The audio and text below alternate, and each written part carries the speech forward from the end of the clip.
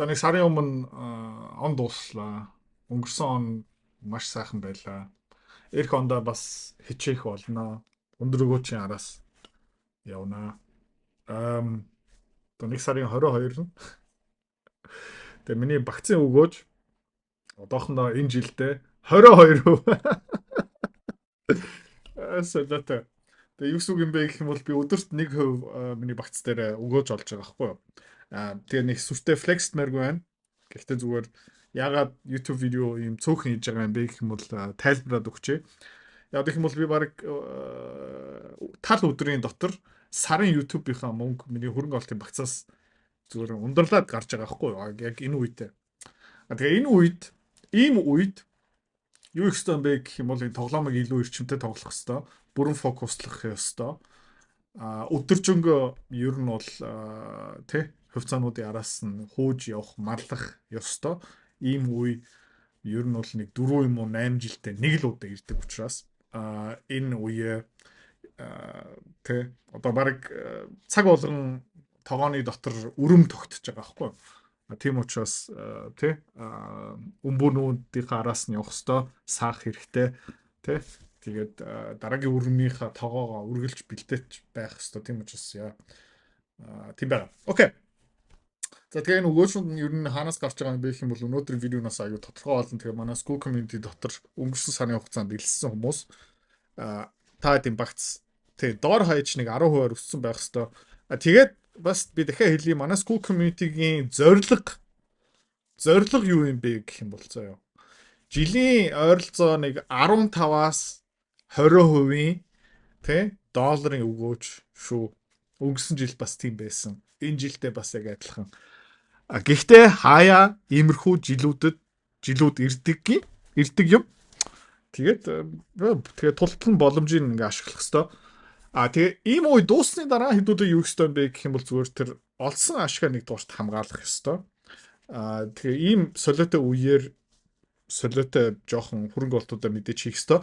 Тэгээ энэ үе дуусчих юм бол хөрөнгө оруулалтынхаа аргаа буцаагаад засах хэрэгтэй байгаа. Яг гэх юм бол орчин үед явж байгаа юм тий магадгүй нэг 3 сарын дараа, магадгүй нэг 4 сарын дараа, магадгүй нэг сарын дараа явхаа болчихно. Тийм учраас хэдүүлээ болгоомжтой байх хэрэгтэй. Окей. Хувьцааны арилжаа хөрөнгө оруулалт тий мөнгөөр мөнгө олох амар сонирхолтой байгаастай тий. Гэхдээ амар хэцүү. Хэвч хүмүүс нь ерөөсөж чаддгүй. Ягаад чаддгүй юм бэ гэх юм бол ментор багш байхгүй, community байхгүй. Одоо сайн сонсоорой. Би school community нээсэн. Тэн дээр юу зааж байгаа юм бэ гэх юм бол энэ толгоонд байгаа хөрөнгө оруулалтын бүх чадвараар чамтай хуваалцаж байгаа. Тэрнээс гадна би ямар хувьцаа хизээ ямар ханшаар хэдэн хуваар авж байгаа юм бэ тэн дээр ил тавигдсан байгаа. Чи нөгөө дүр аж бол. За. Манай community-ээр нэгдсэн хүмүүс одоо 1 сарын байдлаар доллараар тий ойролцоо 50-60% өгөөж аль хэдийн авцсан байгаа. За, чи миний энэ чадварыг сурмаар байгаа юм бол энэ видеоны эцэст тий манаар автна чам дэлгэрэнгүй мэдээлэл өгнө. Тэгээд school community дотор уулзъя.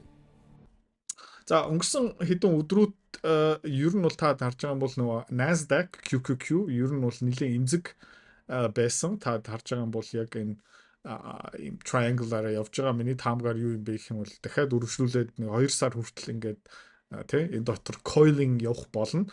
Гэхдээ санаа зовох юм юу юм бэ гэх юм бол тий хаяуд нь жоохон доошоо. Тэгээ яг энэ ийм яг symmetrical тий wedge-ээр явж байгаа тийм учраас доошоо явах магадлал бол байгаа, дээшээ явах магадлал бас байгаа. Тэгээд статистикаар ер нь бол нэг 55-аас 56% дээшээ явах магадлалтай, 40 хэдэн хувиар доошоо явах магадлалтай. Ягаад дээшээ явах магадлал байгаа юм бэ гэх юм бол 200 day moving average болоо 50 day moving average одоо ерөөхдөө жоохон завсарлага хийж байгаа. Тэгээ өнгөрсөн 10 сараас хойш ер нь бол энэ технологийн компаниуд тэгээ субботник хийсэн гэж хэлж байна. За. Тэгээ юунаас болж байгаа юм бэ гэх юм бол Magnificent 7-ны хувьцаа хэдүүлээ харцгаая. Окей. За тэгээ та энд юу харагдж байна гэх юм бол те pre-market дээр жоохон recovery хийж ийн өчтөр gap down ерөөхдөө жоохон panic үүссэн. Nvidia, Netflix жишээлбэл амар цохиулсан, амар нүдүүлсэн Apple-ийн хувьцаа хэдүүлээ зүгээр хараад үзэх юм бол тэгээ ерөөхдөө бас царай муутай. Тэгээ нэмээд энэ жил бас юу болж байгаа юм бэ гэх юм бол нөгөө RAM-ны үртэг амар өсөд байгаа болохоор бас амар хэцүү. Тэгээд энд ер нь бол юу байна гэх юм бол харин shoulders байсан.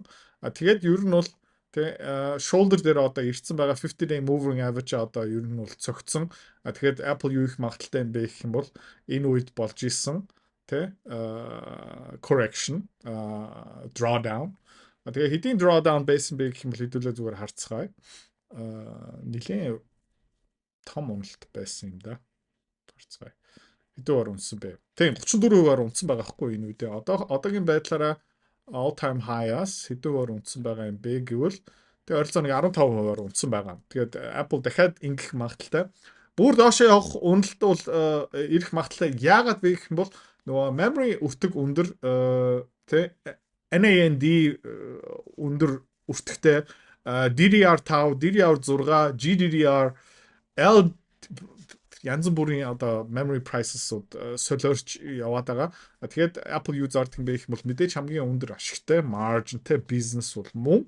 Гэхдээ Apple бас ер нь бол энэ Mac, iPhone гэх мэт шин ерөөхдөө дараагийн iPhone зоолттой хуучин iPhone-оос илүү үнэтэй болно. Дараагийн MacBook Pro илүү үнэтэй болно. Дараагийн Mac Studio илүү үнэтэй болно. Бүх ерөөхдөө компьютер зурагт гар утас гэх мэтчлэн нэг бол үзүүлэлтүүд нь буурна. Эсвэл өртгөн өснө. Тэгээд ийм үедээ ер нь юу болох юм бэ гэх юм бол маржинд нь буурах байхгүй. За. Тэгээд хэдүүлээ бас Netflix-ийн хувьцаа хараад үзэх юм бол ер нь бол адилхан дүр зураг харагдаж байгаа. Юу юм бэ гэх юм бол зүгээр унж байгаа. Та тарж байгаа юм бол өнгөрсөн жилийн 6 сарын үеэр $130 байсан бол split adjusted шүү заяа. $82 хүртэл унсан. За тэгээд энэ оргил цэгээс хэр их унсан бэ хэдүүлээ зүгээр харцгаая. 35, 38, бараг 40% уналт ирсэн солиотой. Ер нь бол арилжаа short long position авдаг хүмүүсийн хувьд бол гоё.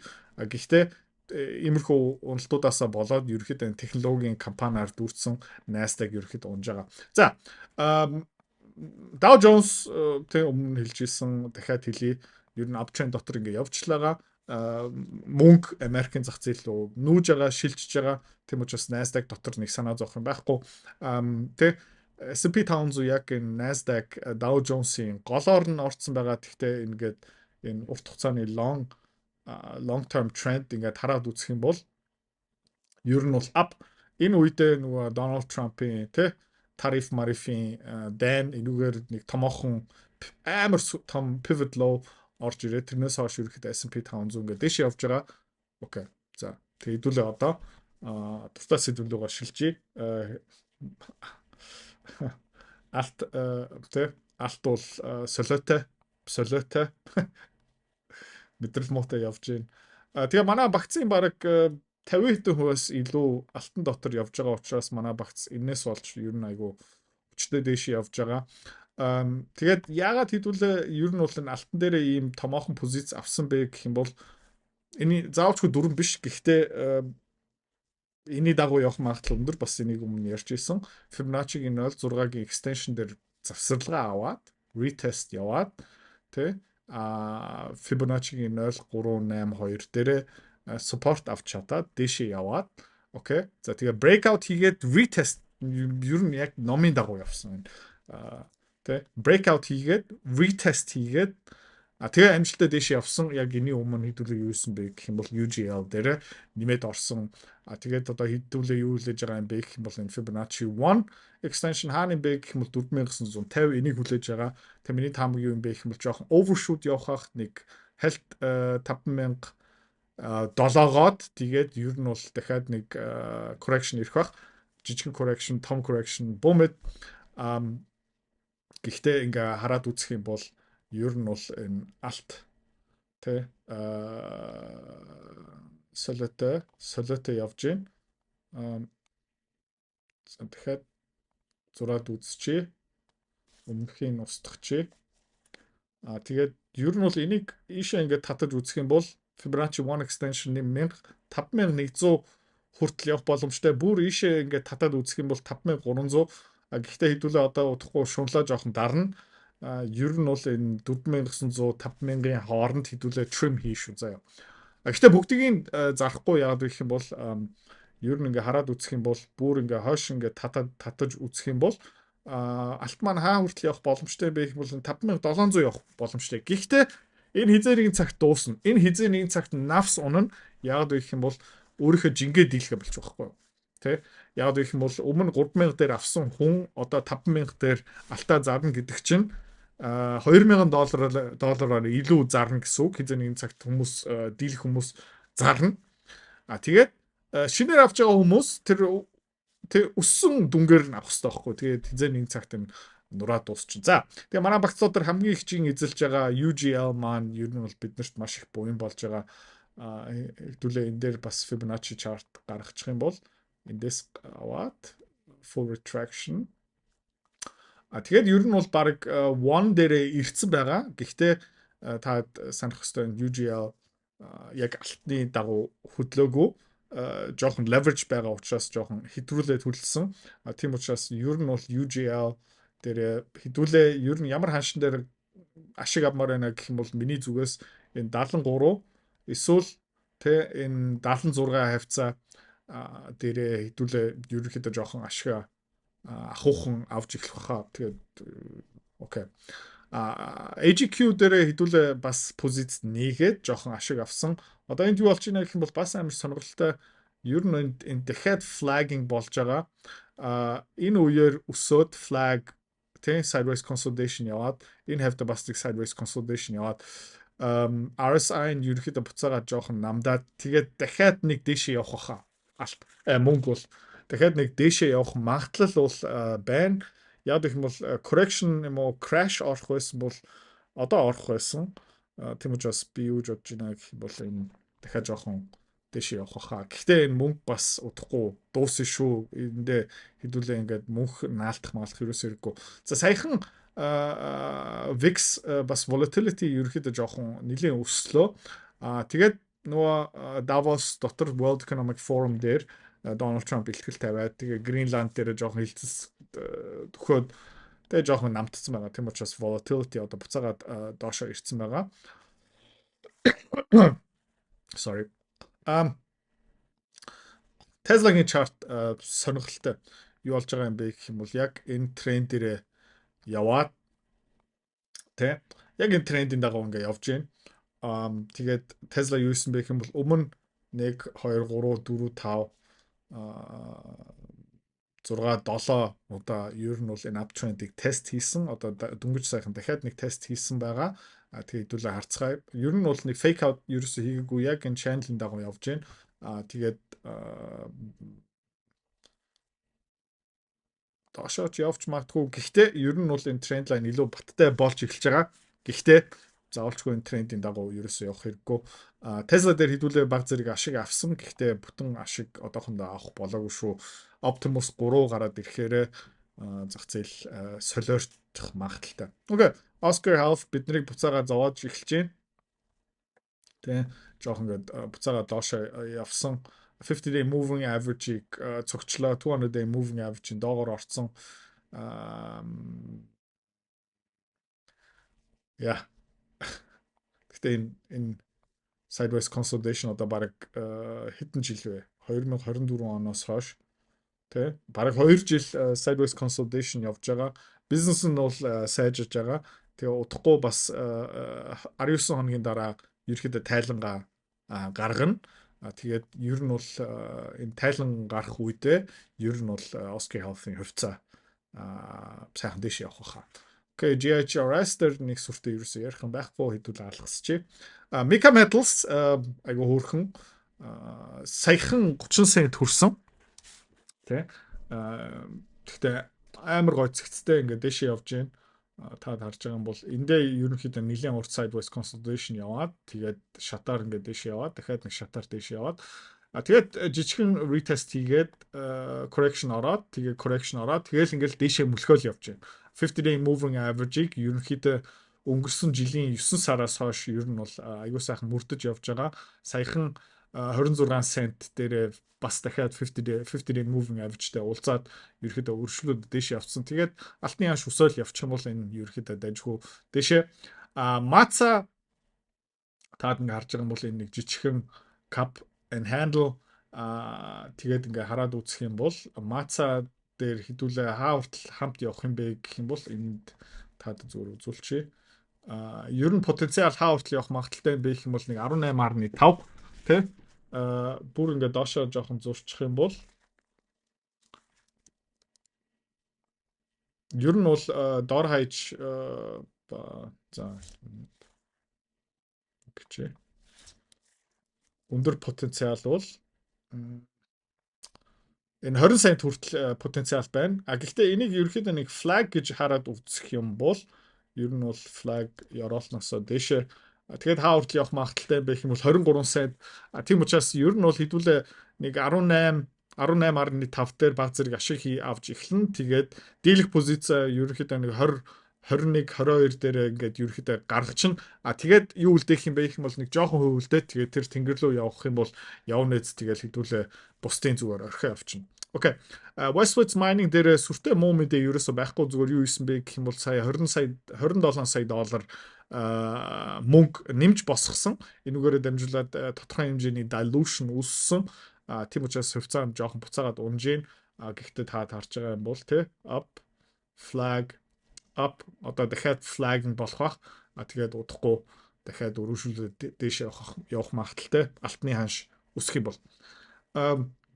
Ola Mining саяхан нэг нэлээд хүчтэй resistance-аас гарч чадсан. Тэгээд та харж байгаа юм бол яг энэ channel-ын дагуу явж исэн би таад бас хэлж исэн. Тэгээ бас энэ triangle wedge-ээр ингэ дэш явж гин. Тэгээд саяхан breakout хийсэн. Одоо retest хийгээд тэгээд энэ өсөлтөө өргөжлүүлэх магадлал бол маш өндөртэй. Тэгээд Ola Mining дээр хэдүүлээ бас 50 хүлээн дор хаяж нэг 18 19 20 доллар дээр хэдүүлээ эндээс exit хий шүү. За EQR resource энэ чартыг харахаар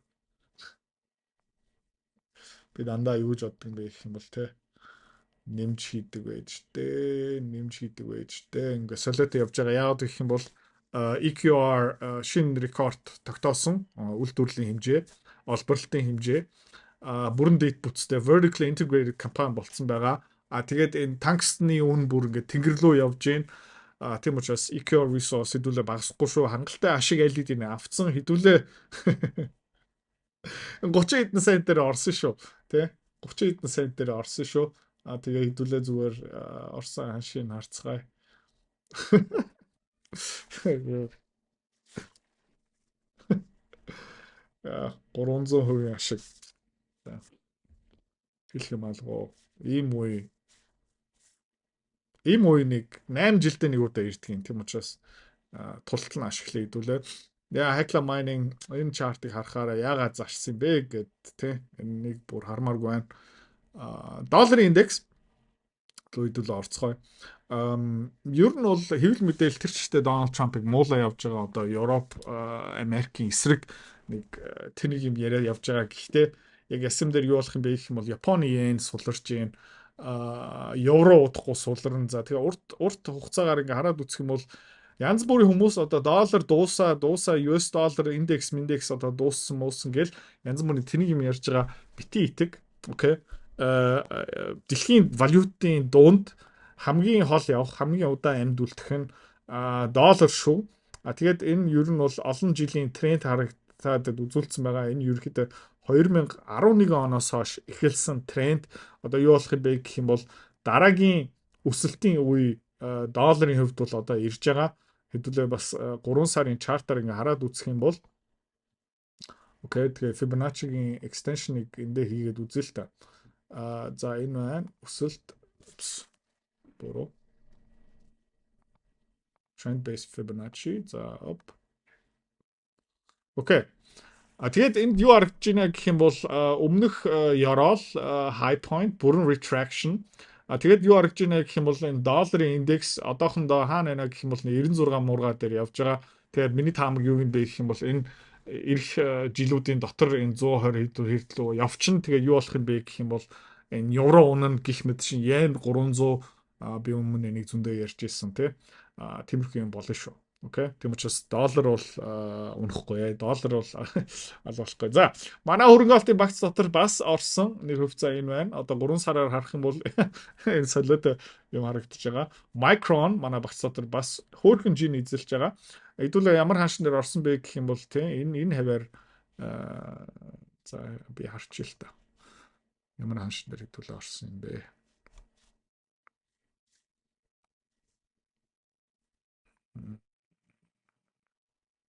Нөгөө окей 316 дээр орсон байна. За хаана байна? 316 дээр орсон. 316 дээр орсон. За тэгээд тэрнээс хойш бас 25% өсөлт амар шүү тий godajгүй. Nvidia дээр хэдүүлээ жоохон нэмсэн орсон тэгээ буцаага жоохон багасгацсан байгаа. Тий яг гэх юм бол энэ чарт надад нэг таалагдах бүтээгдэхүүн таалагдж байгаа. Ерөнхийдөө энэ явна. Тэгээ нэг харин шоулоос харагдажсэн болохоор ерөнхийдөө багцаасаа жоохон гаргацсан байгаа, багасгацсан байгаа. Гэхдээ энээсээ ерөнхийдөө breakout хийж чадах юм бол хэдүүлээ нэмэн шүү заяа. Тэгээд хамгийн сүүлд энэ хувьцааг бас эргээд харъя гэж бодож байна. Өнгөрсөн жил биднэрт бас амар өндөр өсөлт авчирч чадсан Curve Mining. Энд юу болж байна гэх юм бол энэ cap гараад ирчихин заяа. Тэгэхээр сонирхолтой юм бэ гэх юм бол одоо 6 хоногийн дараа хувьцаа эзэмшлийн хурал болон New Gold Corporation-тэй нэгтлэл одоо merger-ийг ингээ ярина. Тэгэхээр тэр merger approved болоод ирээд гэрээ бүх юм бантантаас болоод ирчих юм бол ер нь бол Curve Mining мөнгөний ханш тэр хүртэл ингээ тогтвортой эсвэл дахиад өсч чадах юм бол ер нь бол дээшээ явах потенциал бол асар өндөр юм байна. Тийм учраас энэ 7 хоногт хэдүүлээ баг зэрэг ч гэсэн Curve Mining руу эргээд орох ёстой юм шиг надад санагдаж байна. Өнөөдрийн хувьд бол багц судрын нэг сүртэй өөрчлөлт байхгүй. Гэхдээ маргааш юм нөгөөдөр багц судрын өөрчлөлт орж ирнэ. Тэгээд энэ жил гоё эхэлж байна. Тэгээд маргааш эргээд уулзъя. Бай бай. Хэрвээ та манай эдгээр захирал бит хоёрын Earn Invest Be Free School Community-д нэгдэхийг хүсвэл яг одоо үзэж байгаа бичлэгийнхаа хамгийн эхний линктээр дараарай. Линктээр дарснаар манай School Community-гийн ерөнхий мэдээлэл гарч ирэх ба хамгийн түрүүнд та school дээр өөрийнхөө профайлыг үүсгэх юм. Профайлаа үүсгэхийн тулд та заавал нэг зураг, өөрийн овог, нэр болон мэйл хаягаа оруулах шаардлагатай. Профайлаа үүсгэсний дараа та join гэж дараад Visa карта холбоно. Visa карта холбосноор сарын 29 долларын төлбөр нь шууд татагдаад та манай community-д нэвтрэх эрхтэй болно. Манай community-д орж ирснээр юу байгаа юм бэ гэвэл одоо аль хэдийн 10 компанийн үнэлгээ, түүний Excel файл, давтамжтай ордог зах зээлийн шинжилгээ, судалгаа болон анхан шатны бүх суурь мэдээллүүд орсон байгаа. Мөн та надтай холбогдоод бүх зүйлээ асуух боломжтой. Хэрвээ танд сонирхолтой санагдчих байвал манай community-д нэгдээрэй.